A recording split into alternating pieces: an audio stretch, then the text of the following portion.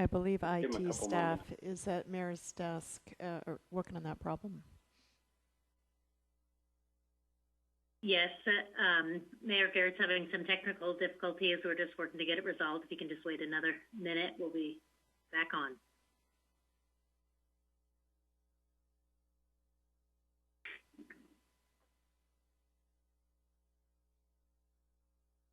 She's not the only one. Okay. Thank you. Good evening. Can you hear me now? All right. Welcome. And at this time, I will call the Anacortes City Council meeting for June 15th, 2020 to order. And under announcements, our first item this evening is attendance. Ms. Hutt. Mr. Carter? Here. Mr. Young? Here. Mr. Walters? Here. Ms. Cleland McGrath? Here. Moulton? Excuse me. Here. Mr. McDougall? Here. Miller? Here. Thank you. All right, so we'll move on now to item 2 on the agenda, which is announcement and committee reports. And under COVID-19 update, we are in phase 2. We are holding steady. If the numbers stay like they are right now, if we don't have no more cases between the 6th and the 20th, on June 26th, the Skagit County Commissioners will make application to the governor to go into phase 3. Today, our Human Resource Director sent out suggested procedures for phase 3 at the city. So we're reviewing those as we speak. And at this point, anything else on COVID-19, I will continue on and report on Wednesday at my community briefing. But a little bit all quiet on the Western Front, and businesses are reopening, and it's looking nice downtown. Mayor here. Mr. Miller. Did I hear it correctly? Is it no cases until the 26th? I thought it was a percentage of. To the 20, they'll be looking at no growth in cases between June 6th and June 20th. Okay. Now, that's the data point that they'll use those dates to be able to apply on the 26th. Gotcha. It's something to do with the way the state is looking at the data. So those are the dates that we're focused on. So we're hoping that this week we have no new cases in Skagit County. So we'll see what happens. Okay, any other questions? All right, we'll move on then to item 2B, our Public Safety Committee. We had a special meeting this week, and who would like to report?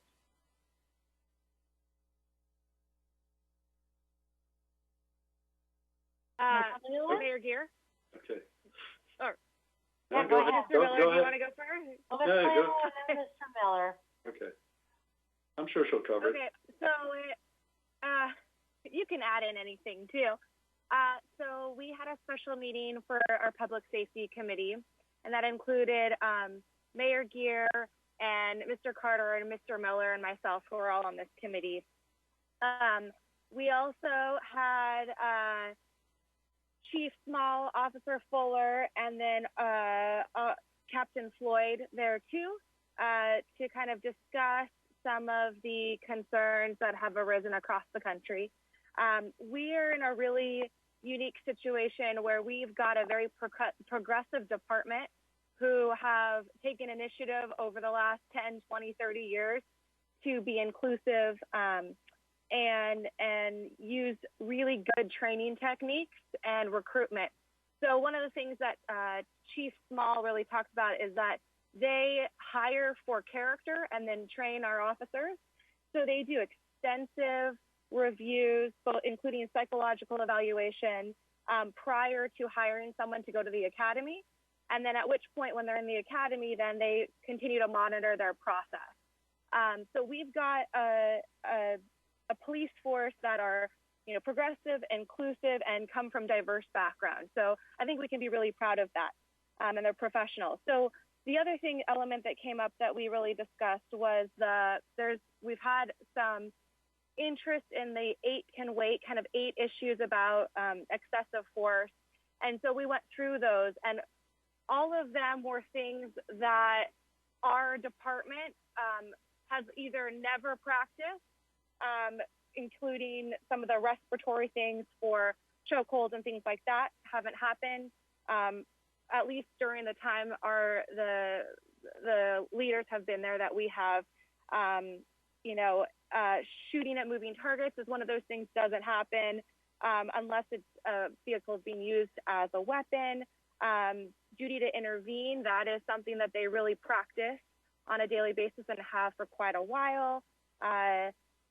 Use of force reports, they have a policy to not only report any use of force, but also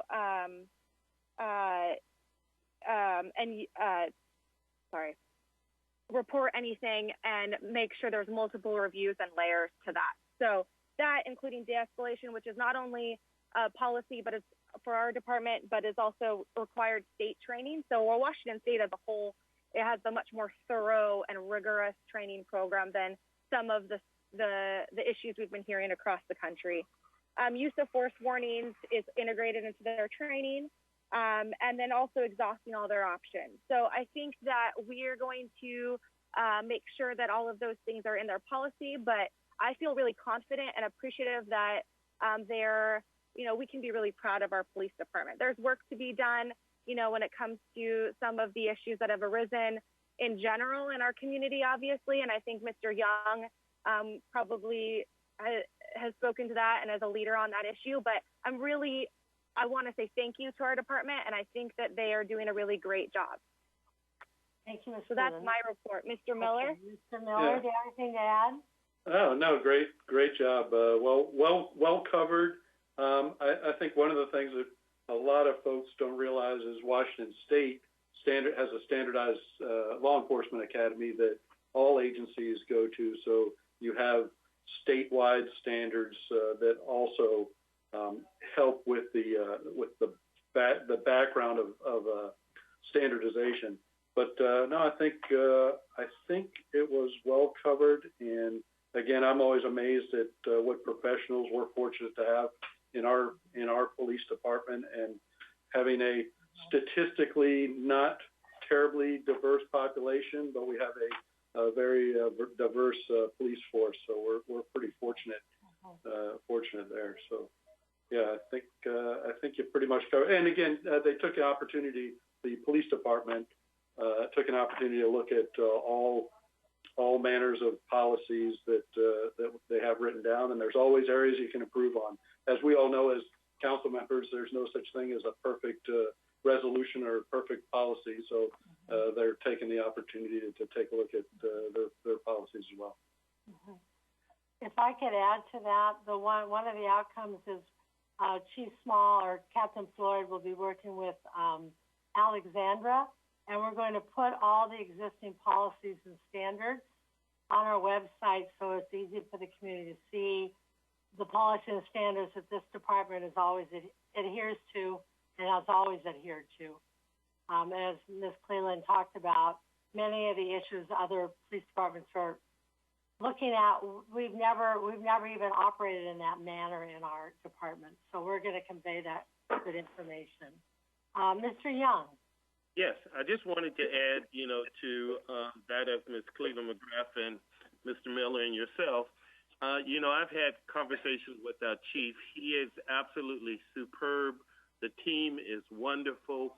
Of course, there are always things that we can work on, but we do have a diverse team here in Anacortes, and quite honestly, I consider us extraordinarily lucky. Will there be things that we suggest going forward to continue to equip our team with the tools they need to deal with additional people, or just, continue to hone their skills? Yes.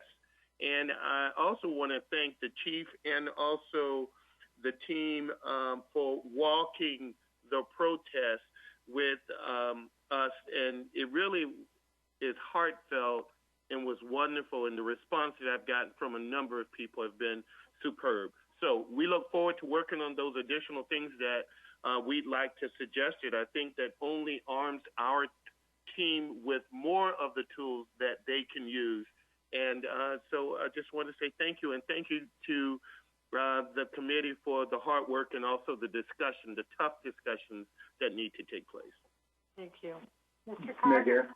Yes, I wanted to just make sure everyone understood that, like, especially when it came to the 8 can wait, that a couple of those items aren't currently in their policy, but it's common practice, or always has been common practice, that they are following those and that they are going to be updating their policies to make sure they are in there. Yeah, thank you, Mr. Carter. Is there any other additional comments on that? All right, so some good work by the Public Safety Committee. Number 2C is our Public Works Committee. Mr. Walters.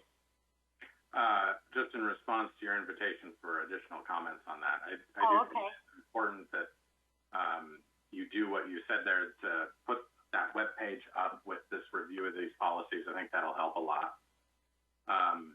So I appreciate you taking the lead on that. I think as well, though, we are going to need to have a role in adoption of those policies. The police department currently doesn't have any policies that I'm aware of that are adopted by the city council, whereas most of our other policies, our personnel policies, those kinds of things are all council adopted policies. So I think that we need to play some role in that process. Okay. Thank you. Anything else? Okay, Public Safety Committee report. That was it. Okay. Ms. Moulton. I was at a Public Works Committee meeting just a little bit ago. Oh, that's what I meant. Public Works. Great. Thank you. Our meeting was prior to this meeting, attended by Mr. Walters and Mr. Young also.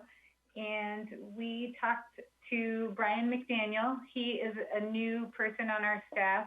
He's our water system manager and our water treatment plant and water distribution system manager.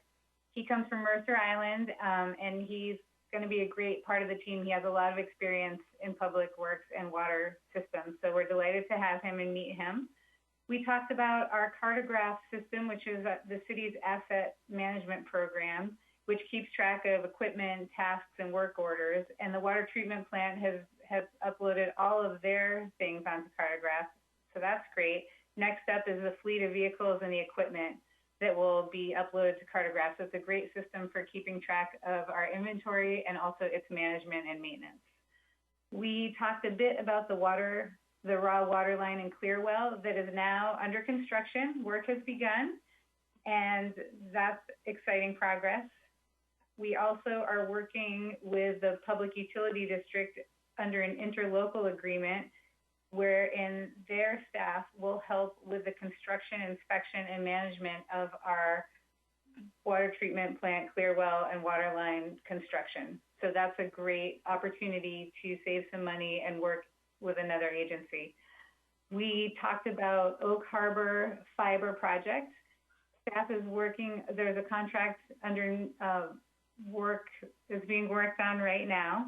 This is a project where our conduit and our fiber will be placed in their water line, and Oak Harbor will get 24 strands exclusively for their use, and eventually get fiber from our library to their city.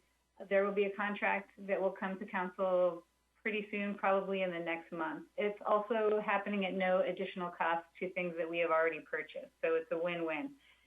We also talked about our risk and resilience plan for our water system that is required by the federal government.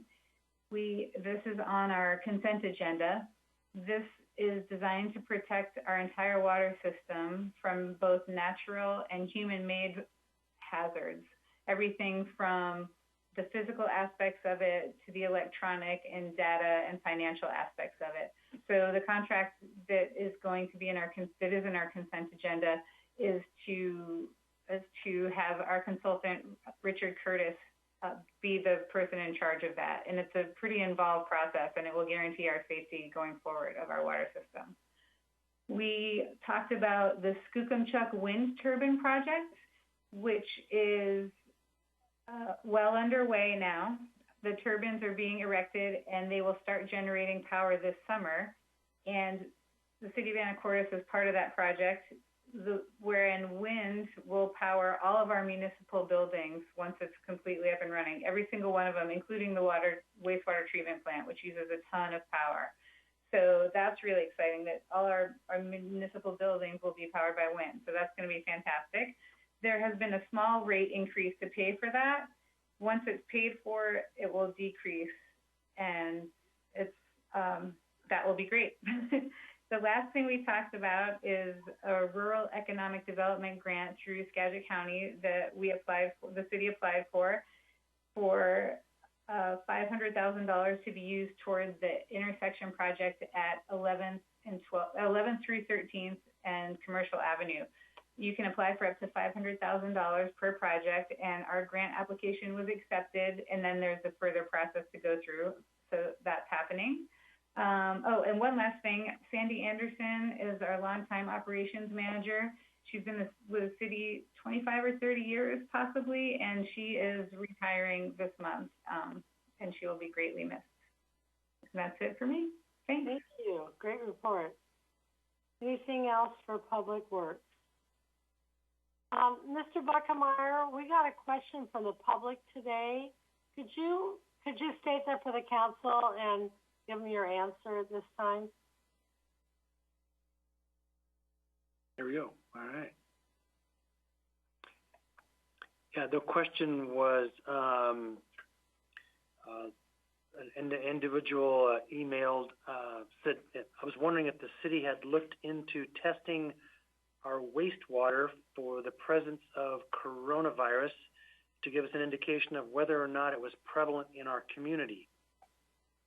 So what's happening on that front is, stuff pulled back up here. So we are looking for guidance from the Department of Ecology on this issue. At this point, Department of Ecology has not developed a requirement or a protocol or on this, or even how that information might be used if they had it.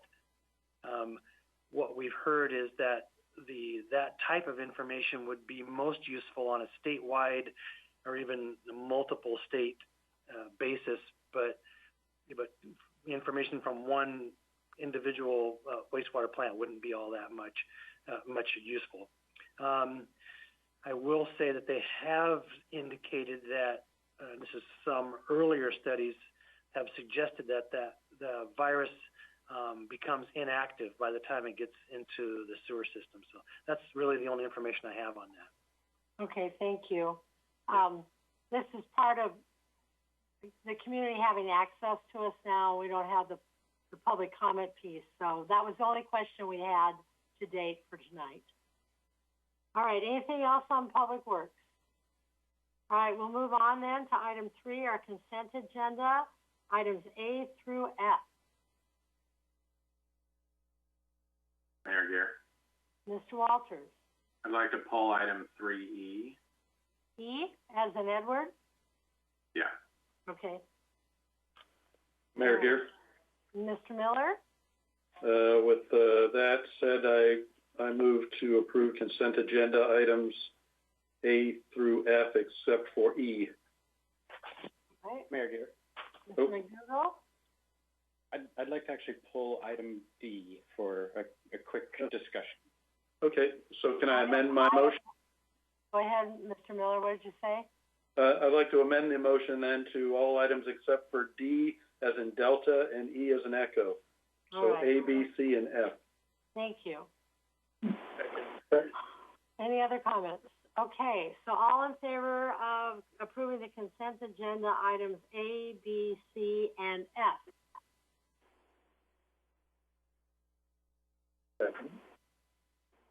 Aye. Okay, a motion and a second. All in favor, signify by saying aye. Aye. Aye. Opposed, same sign. Okay, motion carries. All right, let's go in order. So item 3D, Mr. McDougall? Yeah, I had an email exchange kind of last night and a little bit today with Mr. Hogland and a couple other folks. Mr. Hogland, would you be able to give just a really quick overview of this interlocal, the funding source, and what we can and cannot do with it? Yeah, absolutely. It's my pleasure. So this funding is generated out of the CARES Act from the federal government. So once this money went to the state, it was allocated to the municipalities based on a per capita basis. So the city of Anacortes share is $528,300. And the guidance that was released with that says, I'll read this off specifically out of the guidance. CARES Act provides that payments from the fund may only be used to cover costs that, one, are necessary expenditures incurred due to public health emergency related to COVID-19, two, were not accounted for in the most recent budget, and three, were incurred between March 1st, 2020 and December 30th, 2020. So we have been, so this is exactly why we started tracking all of our COVID-related expenses right from the very beginning to be able to capture these expenses when the opportunity came. So we've been very diligent about that, both in our timekeeping and general expenditures through accounts payable, monitoring all of those. So once this interlocal is approved, then that'll give us the opportunity to start seeking reimbursement for some of those expenses. So a couple things related to that. One, as those reimbursements come in, we are doing, as I said, a diligent job of tracking those expenditures. So those reimbursements will be going back to the departments that the expenditure was made out of. And then because this money came from the federal government, it is subject to additional audit scrutiny that typical state grants are not. So one of the criteria is the amount of federal expenditures needs to exceed $750,000 in total for the year, and we know that the city of Anacortes will exceed that in 2020. So there's a very good possibility that this CARES Act funding will be selected for additional audit scrutiny in the coming or next year during next year's audit. But that's why we do the bookkeeping that we do. The other thing. Last week, so this money is not allowed to be used for just typical revenue replacement. It has to satisfy those criteria for COVID-related expenses. And we checked last week, and so far at that point, we had expended somewhat less than $200,000 in COVID-related expenses and timekeeping.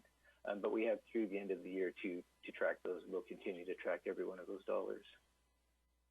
Are most of our COVID-related expenses that we have been tracking, is it mostly timekeeping around essentially staff hours spent doing mitigation tasks or prep work and that sort of thing? Yeah, a lot of it is. But we are spending a lot of money on, PPE and other equipment. And one of the criteria in the guidance was expenditures that wouldn't have been incurred otherwise. And so there are cases like some of the expenses that we are incurring to conduct our remote meetings and remote work by our staff are eligible for this COVID money as well. Okay. Yeah, thank you for the summary. That's great. Okay, so let's discuss. There's no more discussion of that. Let's move on and discuss item 3E, the contract approval for master service agreement with the Samish Indian Nation for communication services. Mr. Walters. Mayor Gear, under RCW 4223040, I have a remote interest in this contract because I am an employee with a fixed salary of one of the contracting parties, namely the Samish Indian Nation. In order for the city to enter into this contract, my vote cannot be counted, and this disclosure must be noted in the minutes. Okay. Any other comments on that? All right, so let's vote on item 3D first. A motion and a second. Mayor Gear? I move we approve item 3D, and if we would like, we could approve item 3E in the same motion. Second. Okay, we have a motion by Mr. McDougall, a second by Mr. Miller to approve items 3D and E. All in favor signify by saying aye. Aye. Aye. Opposed, same sign. Motion's carry. Thank you. All right, we'll move on now to item 4 under other business. This is ordinance 3072, amending ordinance 3032 adopted on December 3rd, 2018, entitled an ordinance adopting the budget for all municipal purposes and uses for the 2019-2020 biennium.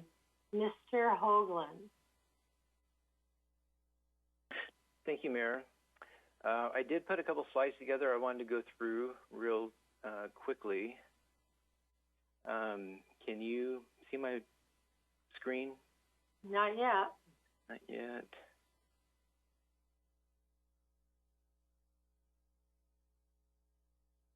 Here we go.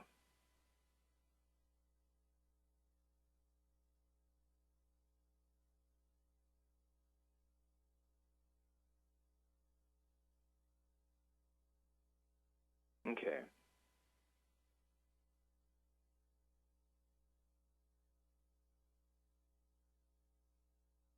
So you can see this PowerPoint now. So just a couple things. I wanted to kind of recap a little bit where we're at and what we're doing here, why we're doing this now. So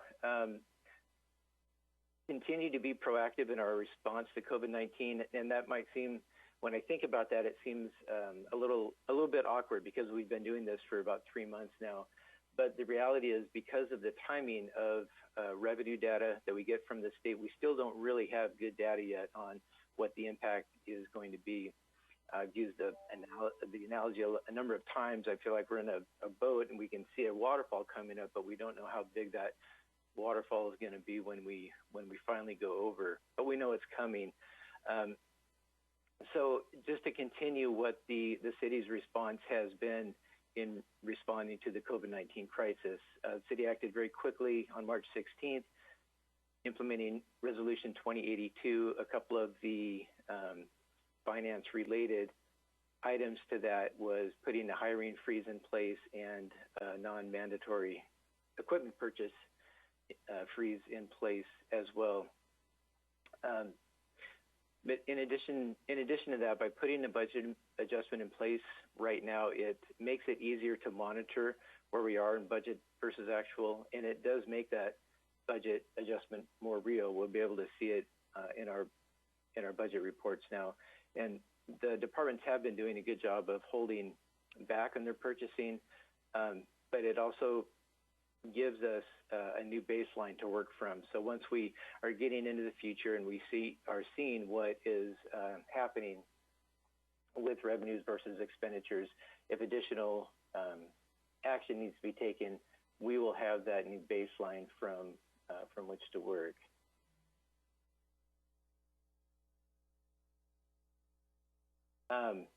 And then also, if best case scenario works out and things aren't as bad as we were anticipating, those budgets can always be refunded later in the year if that's what we want to do, if what council would like to do. But there are still a number of unknowns in addition to the impact to tax revenues. There are a number of fee-based revenue streams that we rely on in different funds, particularly in the Parks Fund. We have a number of shared revenues we get from the state that very likely will be impacted. We haven't seen impacts to property tax or utility tax. I anticipate some level of impact to utility tax, though, as we keep moving through this. So it gives us preparation for some of those unknowns. And this, we'll get into the details in a little bit, but this will protect the general fund further too. And we may need the general fund to help out some of the other operating funds as we get further into the year. And the one that comes to mind is Washington Park. You may remember last year there was a general fund transfer to Washington Park at the end of the year. Because the boat launch was down for a good part of the year, a lot of those revenues that the fund used to rely on from parking fees were not there, and there wasn't sufficient revenues to get that fund through the year. And there's other things like one thing that comes to mind is our obligation to the county jail. That's funded through a 3/10 public safety sales tax, and we know that that's going to be impacted, but again, we don't know the extent to that impact. But we do have that obligation to the county jail, and once revenues drop, or if revenues drop to a certain point that can't cover the full expense of debt service and operations of the county jail, then the city's general fund will have to step in and make up that difference. So we talked about the impact quite some time ago. We did some analysis, the mayor and I, on what we were hoping was worst case scenario on sales tax impact, and we used a metric of 25% collection for 3 months and then 50% collection for an additional 3 months. That'd be starting in, I believe that was starting with the May, July, August, the May sales tax through that next 6 months. And what that worked out to was about $1.6 million that we thought we may be missing out in sales tax revenue. And that was kind of the target that we had in mind when we started working with the other departments in identifying budget opportunities to make adjustments on. So this is, these are the areas I wanted to go through real quickly. We came up with the 1.664 million in budget adjustments that we would like to make to the current budget. This is 2020 budget. So this 1.66 goes across virtually every general fund department and governmental fund. Almost all are impacted at some level. So these are the different areas that those adjustments would be happening in, these budget opportunities. About $170,000 in staff costs, and that's primarily through attrition and then not bringing on as many seasonal staff as we generally do. $40,000 in inventory, tools. The biggest one, professional services, about $1.2 million in cuts there, and the largest part of that is nearly $700,000 out of the overlay program in the road maintenance fund, and then about another, I think, $300,000 out of the planning department in work that they had planned for the current year. And then travel, training, rentals, repairs and maintenance at $41,000. So that's the total of the 1.6 million by area, and this is that 1.6 by department. So these top rows here are all in the general fund: executive, judicial, finance department, HR. See, here's the planning department at $322,000. The fire department at $219,000 in cuts. So a total general fund of $735,000 in general fund cuts. These other budget adjustments are in other governmental funds, and going back to kind of that fund accounting, governmental funds primarily, generally rely on tax revenues to fund those funds versus a utility fund which relies on fees for service, and those are self-supporting funds. So these are governmental funds that rely on taxes. Parks and Rec at $124,000, the cemetery at $10,000, library fund at $94,000. Here's the $679,000 out of the street maintenance fund and $21,000 out of the ambulance service fund. And the most important part of these cuts then, this is the amount of property tax that we currently have to fund those expenditures in those different governmental funds. And we'll do a budget amendment to move that property tax back into the general fund. So that, Mayor Garrett. Mr. Walters. So that is one of of the points that lost me in the ordinance, the discussion about reverting money to the property tax allocation. Can you cover that again in different words? Sure, absolutely. So the city gets about $5 million a year in property tax.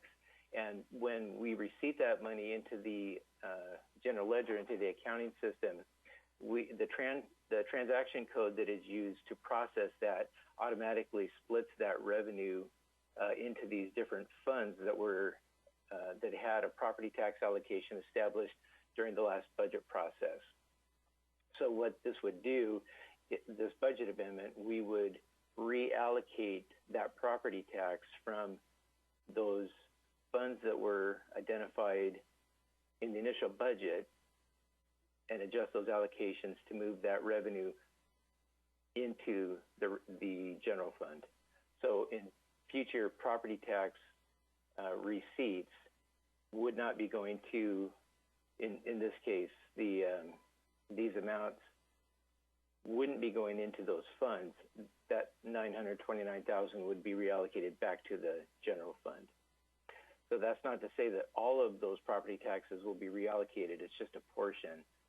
For example, I think Parks gets something, they have an allocation of something like $1.3 million in property tax. That would go to $1.2 million, and that $124,000 would be reallocated back to the general fund. And are you going to do that to property tax that has already been receipted, or to the next round of property tax receipts? Yeah, good question. So we would, it would probably be both. We'll have to do a recalculation of what that allocation will be, and then do a journal entry to move that cash that's, the first half that's already been receipted. We'll move that back to the general fund through a journal entry, and then the future receipts will be automatically reallocated. And then where does that money land? Unbudgeted revenue? Yeah, essentially, that's a fair question. Essentially, unbudgeted revenue, although as part of this budget amendment, so initially it was unbudgeted. As part of this budget amendment, though, we would establish a property tax revenue in the general fund that wasn't there before. So then we'd be able to monitor that budget to actual, just like we do those other funds. You'd have another line item in the general fund that wasn't there before? Correct. So we have, at this point in 2020, we don't have any property tax allocated to the general fund, although in many years, most years, we do have property tax that supports the general fund. It just, the funding worked out this year where we didn't. So yeah, when you look at our revenue streams in the general fund right now, there is no property tax. It would establish a new property tax revenue stream in the 2020 revenue budget. Okay, and for the kids watching at home, it's not as if property tax doesn't fund the things that are listed under the general fund. It's just the color of money that you decided to lay out in the spreadsheets, right? Yeah, that's exactly right. Property tax, utility tax, sales tax, those are all unrestricted revenues. It just, for budgeting purposes, it was easiest to have all of the utility tax and sales tax go into the general fund, and then use that property tax to spread throughout those other funds. Mayor Gear? Mr. Miller? So I got a couple of questions, Steve. The first one is, I know the hardest thing to do is predicting the future, and I just want to be clear, the future that we're predicting is the 25% reduction times 3 months, and then a 50% reduction times 3 months. Is that the number we're still agreed upon? That's exactly right. And then when's going to be the first? Because as we all know, that sales tax are collected 90 days down the line. So when are we going to get a good idea of how good that crystal ball is? I know, we're just chomping at the bit to get that information. It's we have been getting it around the 22nd probably next week, probably in about a week. We used to get it on the 20th, like clockwork. But the last several months, it's been between the 22nd and 25th where we'll get that detailed information. So the 22nd, we'll have kind of a good idea how good your crystal ball is on the 25 to 50%. And the reason I asked kind of the timing, because this is really kind of a 6-month adjustment of our overall budget that really wouldn't have to go into effect until, I think, the 1st of July. Am I doing that math correctly? Yeah, right. So June, the information that we'll receive this month, next week, will be from April sales, and that was the first full month that the stay-at-home order was in effect. That should be the most severe month. So that's one of your 50% months, right? Well, so that's actually one of the 25% months. Oh, okay. So right. Because of that leg, yeah. Yeah, gotcha. So again, that's kind of important that we all understand how we're tracking that. And again, the reason I ask on the timeline, I don't know if we have to have action on this today, although I'm probably fine doing the action today. I'm having trouble reading the third whereas, and it seems to combine two different things, and maybe I'm just reading it wrong. It's combining a $1.6 million cut, essentially, and a transfer of property tax allocation. Am I reading into that too closely? Yeah, no, it is confusing. I see your point. Because I want to be clear to the citizens that we're not just reallocating property taxes to cover a $1.6 million shortfall. What we actually have done is cut $1.6 million, and we're going to do a different. To me, those are two separate things. It is. Yeah. Mr. Miller, can I, and Mr. Hoagland, I'd like to say that for me, when we get to the end of July, that will tell us what we did in March, April, and May. And those should be our 3 hardest hit months, unless we have a resurgence of COVID. So I think I'm feeling like by the end of July, we will have a really good sense if this number is right on or if it's less or more, especially and then when we're starting to plan for the next budget cycle. But until we get those May figures, because April and May to me were the 2 months where we just kind of locked the place down. So I'm feeling like next week's going to tell us a little bit of the story, but the real story is going to come by the end of July. I just want to put that out there. No, I agree, Mayor. We picked the best possible. It's a pretty good guess. It's just there will be a little bit more information next week, and also I'm still having trouble with the third whereas. So I was wondering if you might want to take some time to separate, make those two distinct areas of the ordinance. One that we're making these cuts, and the other. It would probably be a different whereas that we're allocating. We could do that and bring it back next week. That's what I was hinting at. Yeah. Okay. Yeah, I think that's a wonderful hint. Mr. Walters, did you have something? Yeah, in line with what Mr. Miller was saying, I would actually move that down into the section that begins "now therefore be it resolved," because it really is the action that we're taking rather than a recital. Right. And break it up as Mr. Miller suggests. Okay. With respect to timing, I think adopting this ordinance next week versus this week doesn't make that much difference. But what I'm worried about is incurring expenses now that we have the choice to incur now versus waiting to direct departments and the later having them come back and say, well, we incurred these expenses and now there are fewer things available to cut, because most of the things that we can cut are, or most of the places that we have expenses are salaries. So it's not easy or desirable to cut those. If we don't make a deep enough cut in the other areas now, we may be setting ourselves up for much worse choices later, especially because I don't have really any confidence that we have already weathered the worst of this. it'll be much worse in the fall.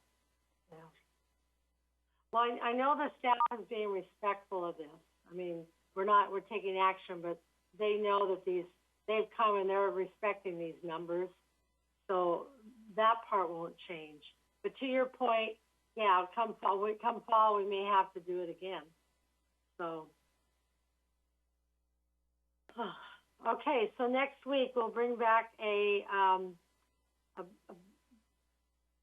ordinance with a little different, laid out differently, so it makes sense. Okay. Any other discussion on this item or anything else for the good of the order tonight? All right, well, we'll see you next Monday night, and we'll bring this back, and thank you all for being here, and we'll see you soon. Meeting is adjourned. Bye-bye.